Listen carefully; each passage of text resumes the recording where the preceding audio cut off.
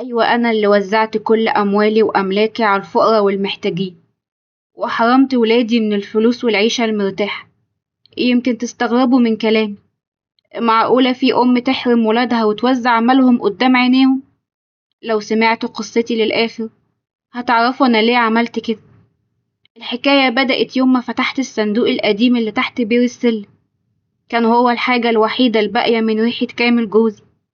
كنت فاكرة إن في شوية صور وذكريات قديمة، لكن اللي اكتشفته كان أغرب من الخيال. يا ترى إيه اللي عملوه ولاد الحاجة هدى عشان تحرمهم من كل شيء وتوزع كل فلوسها على الفقراء والمحتاجين؟ تعالوا نشوف الحكاية بدأت منين. أنا جايبالك طبق المسقعة ده، عارفة إنك لسه على لحم بطنك من امبارح. يلا يا كامل كل، بسم الله، وبالهنا على قلبك يا رب. الله يا أم جلال، ريحة المسقعة تفتح النفس. وجايبالي بقى معاها عيش مفقع وشوية فلفل مقلي، ولا نسيتي؟ لا طبعا جايبالك معايا الحلو كله. وبمناسبة جلال بقى، النهاردة يا سيدي هيقرا الفاتحة. اوعى تنسى تيجي ساعة بدري عشان تلحق تستحمى وتلبس القميص الجديد. طب يا ستي وماله، ألف مبروك لجلال، وعقبال حسام كمان بالمرة، عشان نقعد أنا وإنتي لوحدنا يا جميل. ردت هدى برضا وسعادة وقالت: الله يكرمك يا كامل، طول عمر لسانك حلو. بس خلاص بقى راحت علينا، خلي الكلام ده للولاد. يلا سيبك بقى عشان الطبيخ على النار. أما جلال فكان متعلق جدا بشهد بنت الجيران، وبيحبها من زمان، وطول عمره نفسه يتجوزها، ودايما بيزن على أمه عشان تخطبها له. وكان واقف بيتكلم معاها من البلكونة وقال لها: اعملي حسابك بقى ما تروحيش الكلية النهاردة عشان احنا جايين بالليل، ومشوار الكلية ده هيتعبك. عايزك تبقي زي القمر النهاردة. ردت شهد بسخرية وقالت: على أساس يعني إن أهلك ما يعرفونيش؟ ده الحيط في الحيط، وشافوني بدل المرة ألف. ده أنا فاكرة وأنا صغيرة كنت بلعب في الشارع ووقعت في الطين، وشعري كان منكوش، ومامتك كانت نازلة تشتري حاجات واتسرعت لما شافتني. أكيد بعد المنظر ده أي شكل بالنسبة لها هبقى حلوة فيه. هو انتي لسه فاكرة الأيام العجيبة دي؟ بقولك ايه يا شهد، بطلي تخلف بقى. انتي خلاص كبرتي وبقيتي زي القمر. بلاش تقولي الكلام الأهبل ده تاني واحنا قاعدين. الله يرضى عليكي. أما شهد فكانت شخصية متسرعة جدا، ومش بتحب تقعد مع عيلتها خالص. وكان جوازها من جلال مجرد طريقة تهرب بيها من جو العيلة والأوامر وشغل البيت. وبالليل وصل جلال وعيلته بيت شهد، وكانت شهد عاملة قهوة وحلويات. وهدى قالت بتوتر: هي القهوة مالها صيصة كده ليه يا شهد؟ دي طعمها غريب أوي، انتي عملتيها ازاي؟ معلش يا طنط، أصلي لسه بتعلم شغل البيت وازاي أعمل أكل حلو. لو القهوة مش عاجباكي دوقي الكيكة دي حلوة أوي. لا يا بنتي مش قادرة، كفاية كده لحسن بطني قلبت عليا. حاولي بقى تتعلمي يا شهد عشان تبقي ست بيت شاطرة، ولا ايه يا جلال؟ ان شاء الله يا ماما تتعلم وتبقى زي الفل. وفاتت الأيام وجلال اتجوز شهد، وكان هيموت من الفرحة.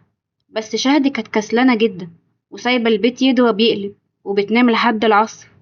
وفي يوم طلع جلال من الورشة ميت من الجوع، ودخل البيت ينده على شهد، وكالعادة كانت نايمة.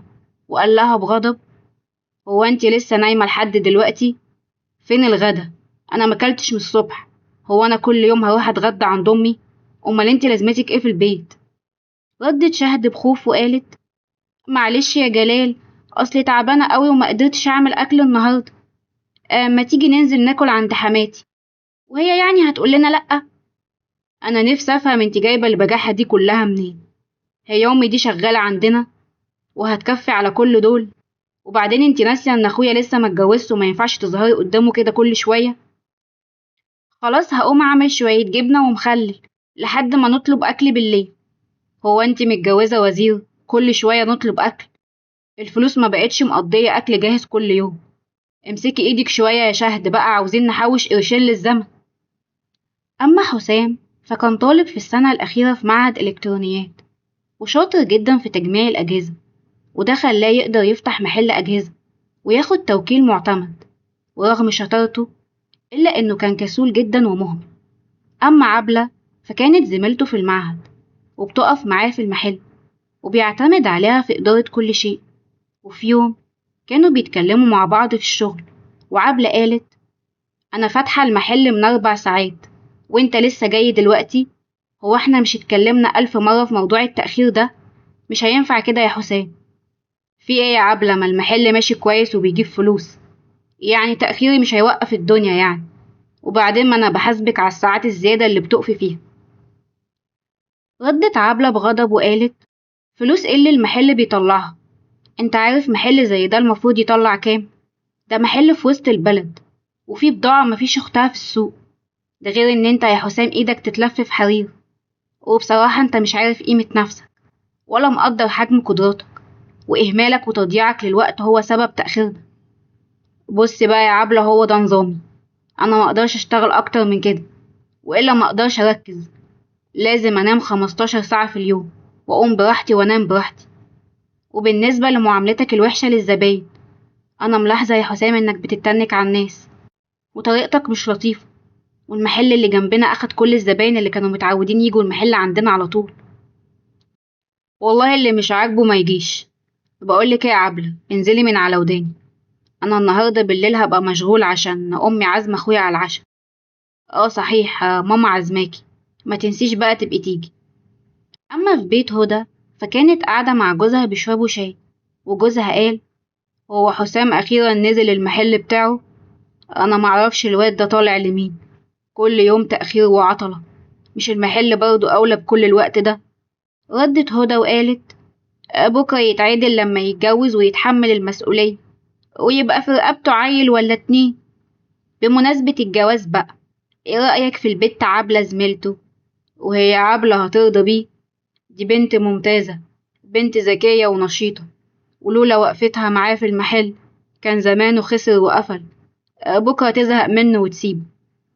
اما تقولش كده يا كامل، انا هفتحها النهاردة في الموضوع لما تيجي على العشاء، وان شاء الله توافق ويتجوزوا، وعبلة هتعرف تعدل الواد ده.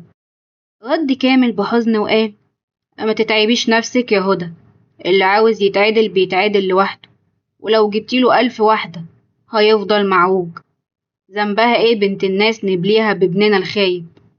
اما بالليل اتجمعت كل العيلة على السفرة.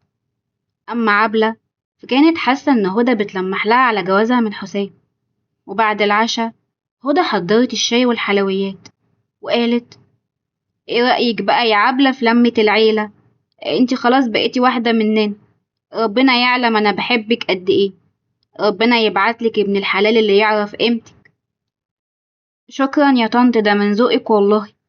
بس انا يا طنط عاوزة اشتكيلك من حسام.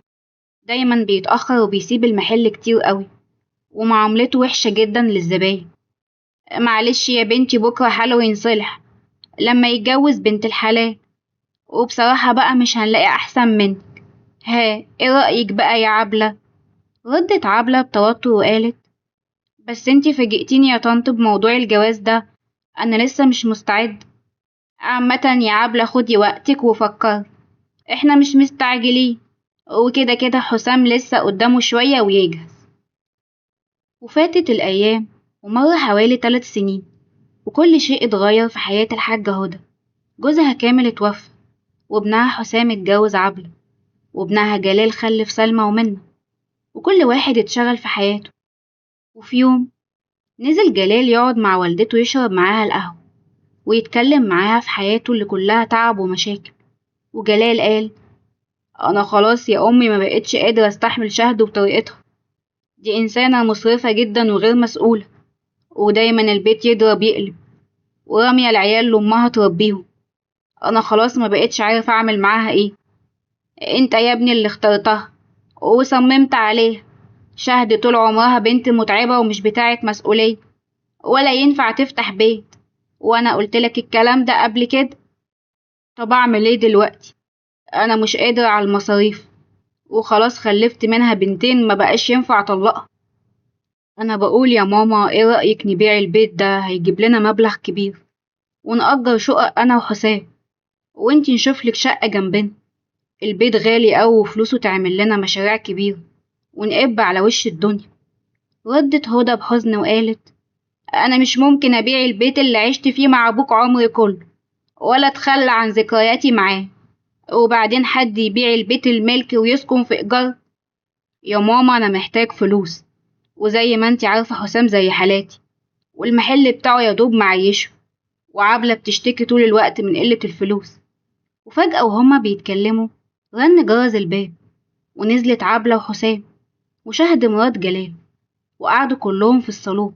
وحسام قال: بصراحة بقى يا ماما احنا اتفقنا خلاص، وقررنا اننا نبيع البيت كله، وفي سمسار جايب لنا تمن كويس اوي، وبصراحة بقى الفلوس دي هتحل كل مشاكلنا. طالما مصممين تبيعوا البيت، انا هروح البلد اعيش مع اخويا في بيت العيلة، بيت ابويا واهلي. انا مش هتمرمط في اخر ايام، بس عاوزة حاجة واحدة بس منكم قبل ما امشي. خير يا ماما، عاوزة ايه؟ الصندوق الكبير اللي تحت السلم.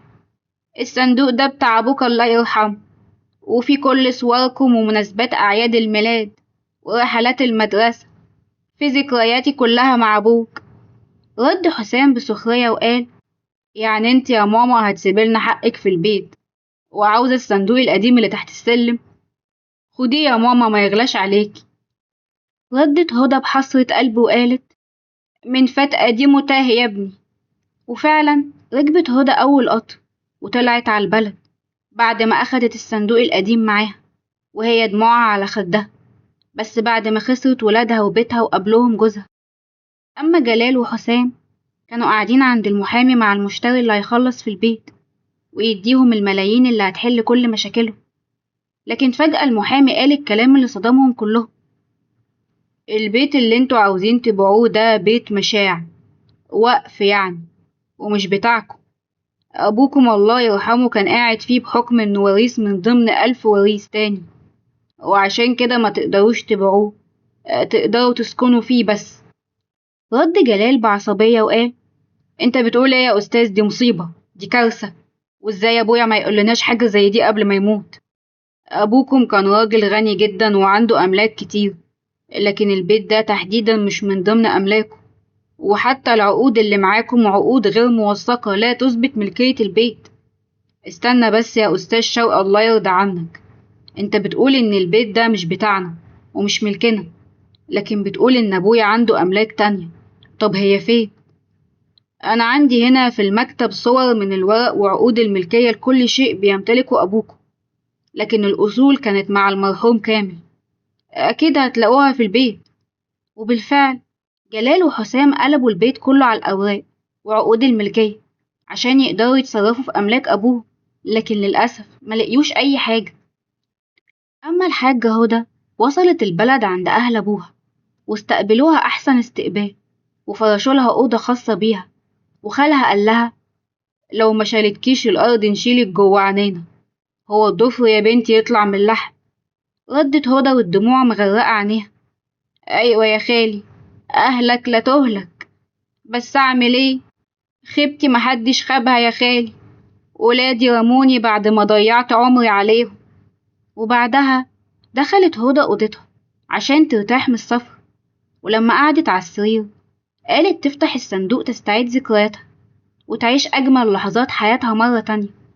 لكن فجأة وهي ماسكة صورة قديمة كانت بتجمعها بكامل، لقت ظرف مقفول مكتوب عليه جملة: لو وصلت يا هدى للصندوق قبل ولادك يبقى اللي فيه مش ملكهم. هدى ضربات قلبها عليت جدا، كانت حاسة إن قلبها هيخرج من صدرها. ولما فتحت الظرف لقت فيه كل العقود والمستندات والأصول لأملاك كامل، وعرفت وقتها ليه كامل خبى كل الأوراق هنا في الصندوق. وفجأة تليفونها رن، وكان رقم جلال ابنها، وجلال حكالها على كل كلام المحامي وعن العقود والمستندات. ولما سألها: العقود معاكي ولا لأ؟ ردت هدى وقالت: أيوة يا جلال، العقود معايا، لكن مش هطلوا منها حاجة، لا انت ولا اخوك. الأملاك دي بتاعتي أنا، أبوك كتبها لي بيع وشراء، وأنا هتصرف فيها بمعرفتي. انتي بتقولي ايه يا ماما؟ انتي عايزة تحرمينا من حقنا في ورث أبونا؟ ده ظلم، حرام عليكي. انتوا اللي حرمتوا نفسكم يا ابني، وطردتوني من بيتي، وأخدتوا حقي. ويظهر إن أبوكم كان يعرفكم أكتر مني. أنا هفرق الفلوس على الفقراء والمحتاجين. صدق على روحك أبوك. في الآخر جلال وحسام خسروا كل شيء. خسروا الفلوس اللي جري وراها، والأهم إنهم خسروا رضا أمهم. الحاجة هدى وزعت الأملاك على الفقراء لأنها عرفت إن ولادها مش هيصونوا الأمانة، وسابتهم يواجهوا نصيبهم في الدنيا. العبرة يا جماعة إن المال بيروح وبيجي، لكن الأم ما بتتعوضش. واللي يبيع أصله عشان الفلوس لا بيفرح بالفلوس ولا بيفضله حبايب. ربنا يبارك في أمهاتنا جميعا ويرزقنا رضاهم. وما تنسوش لو عجبتكم القصة تعملوا لايك واشتراك في قناة قصص مع يوكا. وفي أمان الله.